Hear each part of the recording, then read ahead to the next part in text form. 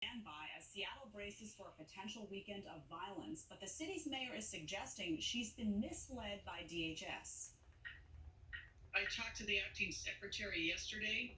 He assured me that they would not be surging agents to Seattle, that he did not see a threat in Seattle like was in Portland. Shortly after we spoke, they admitted that they had put agents supposedly on standby and had deployed them to Seattle if they needed them. Here to discuss it, Acting CBP Commissioner Mark Mogan joining us. Mr. Commissioner, good morning to you. 58 straight nights in Portland. You are positioning in Seattle. You heard the mayor there, not rolling out the welcome mat.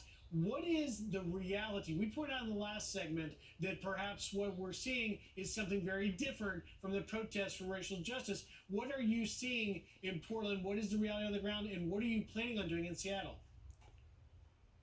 That article, by the way, is spot on. And I really believe that most American people see it for what it is, that these individuals are putting politics over public safety. In the case of Seattle, the secretary was spot on during that conversation. Think about it. He would be abdicating his responsibility based on what we're seeing and based on the past violence we've seen in Seattle, not to pre-position resources in case there is violence in Seattle that we're seeing in Portland. It just makes sense, and it's common sense. Again, Title 40, USC 1350, I encourage everybody to go read that. It tells the secretary, you must protect these federal facilities. Yeah, but and in Portland, Griff, we've talked about it before. Yeah. Federal courthouse, it's the seat of American justice. But Commissioner, 40 U.S. Code 1315 provides your protection, but the criticism is that you're roaming the streets of Portland and snatching protesters unlawfully. Yeah, Griff, thanks for asking that. And again, just flat out, that's a lie. That's not what's happening. We are there defending that federal courthouse against violence. We have individuals, criminals, not protesters. Every single night, they're going there arming themselves with weapons, from knives to guns to bats to crowbars. They're trying to burn down that building.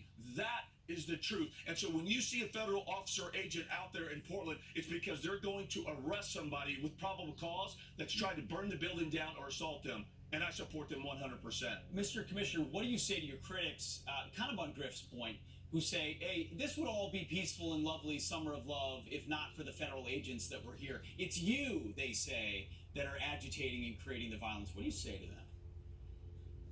I say this preposterous, Pete. I mean, it's unbelievable. So the mayor in Portland is saying, federal agents and officers, you go home, stop doing your statutory authority, and watch the criminals burn the seat of American justice to the ground. That's what we see. So instead of telling the criminals to go home, he tells the federal agents doing their job, protecting Americans, to go home. It's outrageous, it's ridiculous, and it's dangerous. Amen.